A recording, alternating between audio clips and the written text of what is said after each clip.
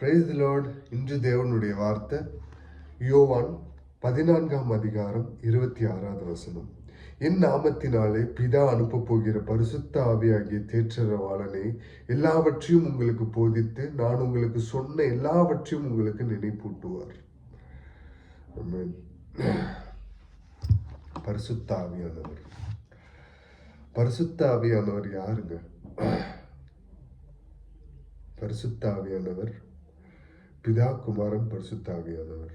Okay, பரிசுத்த ஆவியானவர் நம்மளுக்கு இயேசுவை பற்றி நன்கு கற்றுத்தருகிறவர். பரிசுத்த ஆவியானவர் இயேசு அவர் வாழ்ந்து இந்த 33 வருஷம் அவர் வாழ்ந்து அவர் நம்ம எப்படி நடக்கணும், எப்படி பேசணும், எந்த வழியா நம்ம போகணும், எல்லாத்தையும் இந்த உலகத்தில் எப்படி வாழணும் எல்லாத்தையும் கற்றுக் கொடுக்கிறவர் இயேசு கிறிஸ்து.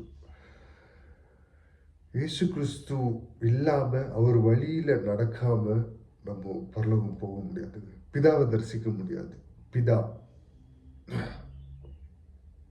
பிதாவின் வலது பரிசத்தில் இயேசு கிறிஸ்து வீற்றிருக்கிறார். அவர் நமக்காக சீக்கிரம் வரப்போகிறார். அவருடைய 2ஆம் வருகை உண்டு. அனைத்தும் வேதத்தில் கொடுக்கப்பட்டிருக்கிறது. நம்ம தனித்து இருக்கக்கூடாதுன்றதுக்காக இயேசு கிறிஸ்து நமக்காக, பிதா நமக்காக அனுப்பினவர் தான் பரிசுத்த ஆவியானவர். பரிசுத்த ஆவியானவர் நமக்கு எல்லா விதத்திலையும் எப்படி நடக்கணும் எல்லா விதத்திலையும் போதிப்பாருங்க. பரிசுத்த ஆவியானவர் ரொம்ப சென்சிட்டிவ். அவர் நம்ம ஏதாவது சின்ன தவறு செய்யும்போது, ரொம்ப சின்ன ஒரு பொய் சொன்னா கூட, சும்மா சொல்றேன்டா அப்படின்னு ஒரு சின்ன பொய் சொன்னா கூட அது உள்ள உங்களுக்கு ஒரு குற்ற உணர்வு வரும்.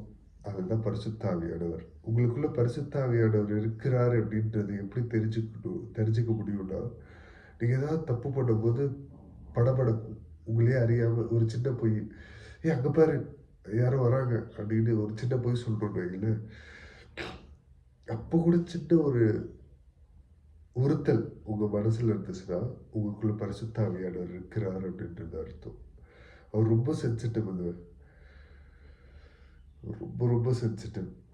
நீங்க ஏதாவது தவறான வழியில் நடக்கும்போது இது தப்பு அப்படின்னு சொல்லி உணர்த்தி நடத்துகிறவர் பரிசுத்த ஆவியானவர். இந்த பைபிளை நீங்க ஃபாலோ பண்ணணும்னா உங்களோட பலத்தால ஃபாலோ பண்ண முடியாது. பரிசுத்த ஆவியானவரோட பலனோட தான் இந்த பைபிளை ஃபாலோ பண்ண முடியும். இந்த வசனம் அழகா சொல்லுது, என் நாமத்தினாலே பிதா அனுப்ப போகிறவே பரிசுத்த ஆவியாகிய தேற்றரவாளனே எல்லாவற்றையும் உங்களுக்கு போதித்து நான் உங்களுக்கு சொன்ன எல்லாவற்றையும் உங்களுக்கு நினைப்பூட்டுவார். அவர் தேற்றரவாளர், உங்களை தேற்றுவார், ஆதரிப்பார்.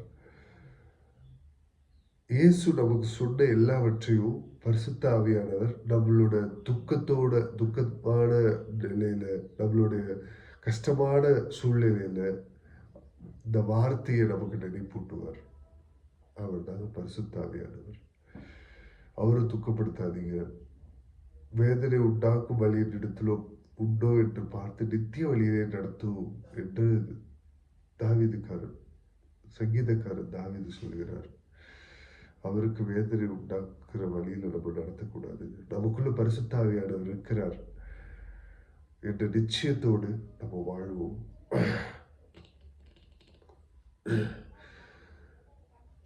இந்த இருதயம் அவர் வாசம் செய்கிற இருதயம்,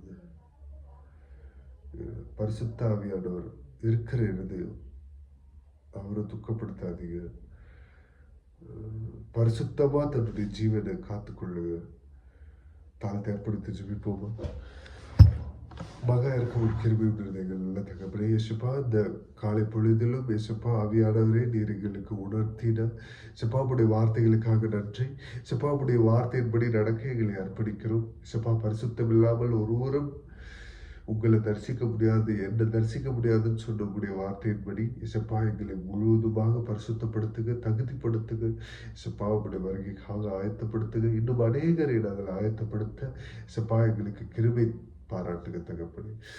இயேசுப்பா, நாங்கள் இதுவரைக்கும் எப்படியோ வாழ்ந்த தகப்பனே, இனிமேல் இயேசுப்பா பரிசுத்தாவே நீர் துக்கப்படுத்தாமல் இயேசுப்பா நீர் வாசம் செய்கிற இந்த ஆலயத்தை நாங்கள் கெடுக்காமல் வாழ கிருபை செய்யுங்க. எசப்பா, நீர் எங்களுக்குள்ளாக இருந்து நாங்கள் நடக்க வேண்டிய வழிகளை எல்லாவற்றையும் போதித்து பாதுகாத்துக் கொள்ளுங்க. நீர் ஒருவர் மாத்திரம் மகிமைப்படுகிறாங்க. உங்களுடைய நாமம் மாத்திரம் உயர்த்தப்படணும். நீங்க பெருகணும், நாங்கள் சிறுகணும். தாழ்த்தி அர்ப்பணித்து ஜெபிக்கிறோம். மீட்பெரும் இரட்சகருமாக இயேசு கிறிஸ்து நாமத்தில் கேட்கிறோம். எங்கள் ஜீவனுள்ள எங்கள் நல்ல பிதாவே. ஆமென். Praise the Lord. Good morning. Have a blessed day.